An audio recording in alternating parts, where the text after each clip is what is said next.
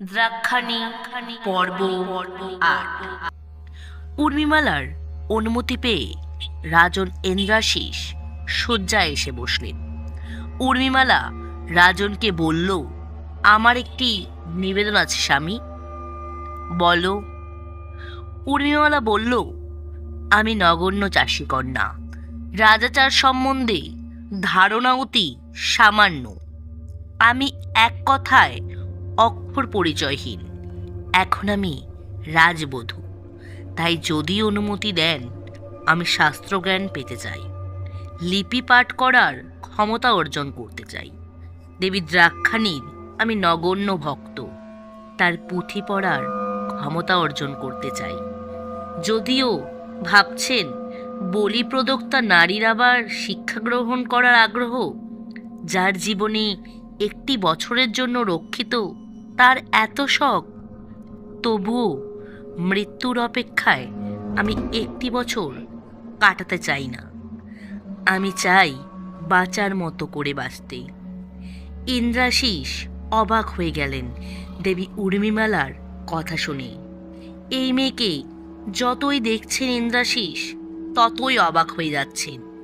এই নারী কি রক্ত মাংসের নারী, না দেবী দ্রাক্ষাণীর এক রূপক? আসন্ন মৃত্যুকে কে এইভাবে স্বীকার করে? রাজন বললেন, ঠিক আছে দেবী, আমি তোমার জন্য এমন গুরুর ব্যবস্থা করছি যে খুব অল্প দিনেই তোমাকে শিক্ষিত করে তুলবে। তবে দেবীর ওপরে আমাদের রাজবংশের আস্থা পুঁথিগত নয়। আমাদের কাছে দেবী দ্রাক্ষাণী সব। আর আছেন কুলপুরোহিত একদন্ত, তিনি আমাকে পথ দেখান। তাই দেবীর কোনো ধরনের পুজোর পুঁথি বা পাণ্ডুলিপি নেই। ওসব বাদ দাও, দুটি কথা বলি, ভালো করে শুনে নাও। প্রথমত, মৃত্যুর ভয় তোমার নেই দেখছি, বেশ ভালো কথা। তবুও বলি, ক্ষত্রিয় রাজা হিসাবে আমিও তোমার আগে প্রাণ ত্যাগ করতেই পারি। যুদ্ধে লিপ্ত হয়ে যখন তখন মৃত্যুর স্বাদ আমি পেতেই পারি। তুমি এই রাজপরিবারের বধূ হয়ে 1 বছর পর মা দ্রাক্ষাণীকে সমর্পিত হবে, এটা যেমন ঠিক তেমন এটাও ঠিক যে মানুষ মাত্রই যে কোনো সময় তার অন্তিম মুহূর্ত উপস্থিত হতে পারে। তাই আসন্ন মৃত্যুকে ভয় না পেয়ে ভয়ের ওপর জয় পাওয়াটাই উচিত। দ্বিতীয়ত, আমি তোমার নিবেদন রক্ষা করলাম। এবার তুমি আমাকে কথা দাও যে আমাকে তুমি দেহে মনে একান্তভাবেই গ্রহণ করবে। আমি রাজ চক্রবর্তী ইন্দ্রাশিস তোমাকে কথা দিলাম, যতদিন তুমি এক ভল্লবা এক কেন্দ্রিক জীবনযাপন করবে ততদিন তোমার জগতে আমি ছাড়া আর কোনো পুরুষের অস্তিত্ব থাকবে না, এমনকি চিন্তনও না। ততদিন আমি অন্য নারী সংঘর্ষে লিপ্ত হব না। আমি যখনই তোমাকে কামনা করব, দিনে রাতে যে কোনো সময়ে, তখনই তোমাকে সাড়া দিতে হবে। আমাদের সঙ্গম হবে নদীর মতোই অবাধ, সহজ। উর্মিমালা মাথা নেড়ে সম্মতি জানালো। ইন্দ্রাশিস এবার ভীষণভাবে আশাবাদী যে মা দ্রাক্ষাণীর আশীর্বাদে এবার নতুন অতিথি আসবে। উর্মিমালাই জন্ম দেবে নতুন দ্রাক্ষরাজের। উর্মিমালা রাজন ইন্দ্রাশিসের পদযুগল প্রাক্ষালন করে দিল। অবশেষে বসন মুক্ত হয়ে রাজনের ঘনিষ্ঠ হল। রাজন এর আগে 16টি মহিষী ছাড়াও বহু নারীতে উপগত হয়েছেন, কিন্তু এত মধুর, এত কোমল, এত সুগন্ধির সান্নিধ্যে কোনো নারীর হতে পারে না, এ ধারণা রাজনের ছিল না। ইন্দ্রাশিস তৃপ্ত হলেন। এদিকে যদি উর্মিমালার কথা বলা হয় তো প্রত্যেক মানুষেরই কিছু প্রত্যাশা থাকে, পরিপার্শ্বর কাছে, আত্মীয় পরিজনদের কাছে, অথবা জীবনের কাছে। উর্মি রাজকুমারী না হলেও ওর ব্যতিক্রম নয়। সে ভাগ্যের বিড়ম্বনাতেই হোক বা যে কারণেই হোক আপাতত এখন রাজমহিষী তথা সুন্দরী, এক সুন্দর স্বাস্থ্যবান পুরুষের কাঙ্ক্ষিতা হবার ইচ্ছা উর্মির মনেও সুপ্ত অবস্থায় ছিল। তার স্বামী রাজ চক্রবর্তী ইন্দ্রাশিস, তিনি সুন্দর, স্বাস্থ্যবান, যৌবনদীপ্ত, যৌন ক্ষমতায় দীপ্যমান। অতএব উর্মি প্রথম মিলনে অবশ্যই তৃপ্ত হয়েছিল ও মনও দিয়ে ফেলেছিল রাজনকে। রাজন কথা রাখলেন। বিবাহের প্রথম রাতের পরে তিনি গুরু নিয়োগ করলেন দেবী উর্মিমালার জন্য।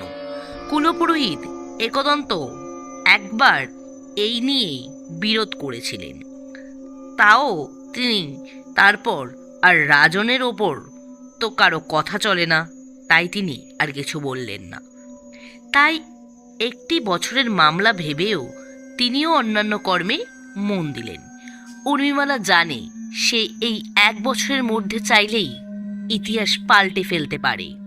মা বাবাকে দেখতে না পাওয়ার কষ্ট গিলে সে বদ্ধপরিকর যে আগামী বছর এই বলিপথ প্রথা বন্ধ হবেই। তার জন্য উর্মিমালা এই নরমের যজ্ঞের সাথে দেবী দ্রাক্ষাণীর আসলেই কি যোগসূত্র সেটা জানবে। যেমন ধনুর্ধারীর জন্য তীরসন্ধানের প্রাক শর্ত লক্ষ্য নির্ণয় করা, তেমনি উর্মির জন্য শাস্ত্রজ্ঞানের ব্যুৎপত্তি অর্জনই এখন প্রধান লক্ষ্য। যদিও দেবীর পুজো মন্ত্র উর্মি কিভাবে যেন অনেক আগেই করাগত করে ফেলেছিল, তবুও পুঁথি পড়তে শেখাটা জরুরি ছিল। কিন্তু কথা হলো, দেবী দ্রাক্ষাণীর পুরাণ বা পুঁথি কোথায়? মন্দিরের চারদিকে উর্মি অন্বেষণ করতে লাগলো, খুব সতর্ক থেকে, কারণ তার উদ্দেশ্য কেউ যাতে না বোঝে। রাজন ইন্দ্রাশিস নরহত্যার দায়ে দায়ী, তবে তিনি আসলে কুলপুরোহিত একদন্তের কাঠের পুতুল ভিন্ন কেউ নন। অন্ধের মতো একদন্তকে ভরসা করেন রাজন।